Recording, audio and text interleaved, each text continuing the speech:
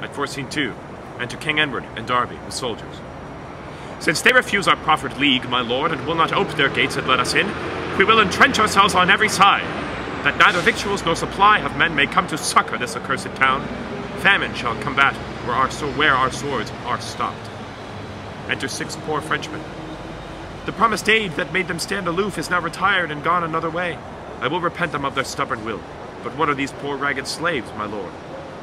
Ask what they are. It seems they come from Calais. You wretched patterns of despair and woe, what are you, living men or gliding ghosts crept from your graves to walk upon the earth?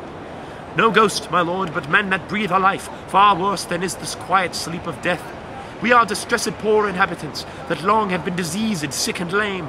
And now, because we are not fit to serve, the captain of the town hath thrust us forth, so that expense of victuals may be saved. A charitable deed, no doubt, and worthy praise. But how do you imagine then to speed? Where are we are your enemies. In such a case, we can no less but put you to the sword, since when we proffered truce it was refused. And if your grace no otherwise vouchsafe, as welcome death is unto us as life. Poor silly men, much wronged and more distressed. Go, Derby, go, and see they be relieved. Command that victuals be appointed them, and give to everyone 5 crowns apiece. The lion scorns to touch the yielding prey, and Edward's sword must flesh itself in such as wilful stubbornness hath made perverse. Enter Lord Percy. Lord Percy, welcome. What's the news in England? The Queen, my lord, comes here to your grace, and from her highness and the Lord Vicegerent. I bring this happy tidings of success. David of Scotland, lately up in arms, thinking belike he soonest should prevail your highness being absent from the realm, is by the fruitful service of your peers and painful travail of the queen herself, that big with child was every day in arms, vanquished, subdued, and taken prisoner. Well, thanks, Percy, for thy news with all my heart. But was he took him prisoner in the field? A squire, my lord, John Copland is his name, who since entreated by her majesty denies to make surrender of his prize to any but unto your grace alone, whereat the queen is grievously displeased. Well, then we'll have a pursuivant, never seen that word before.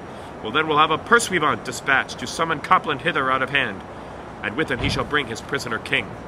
The queen's, my lord, herself by this at sea, and purposeth as soon as wind will serve to land at Calais and to visit you. She shall be welcome, and to wait her coming, I'll pitch my tent near to the sandy shore.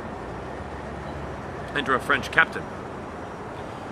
The burgesses of Calais, mighty prince, have by a council willingly decreed to yield the town and castle to your hands, upon condition it will please your grace to grant them benefit of life and goods. They will so? Then belike they may command, dispose, elect, and govern as they list.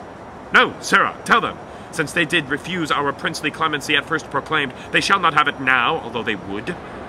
I will accept of naught but fire and sword, except within these 2 days 6 of them, that are the wealthiest merchants of the town, come naked, all but for their linen shirts, with each a halter hanged about his neck, and prostrate yield themselves upon their knees, to be afflicted, hanged, or what I please.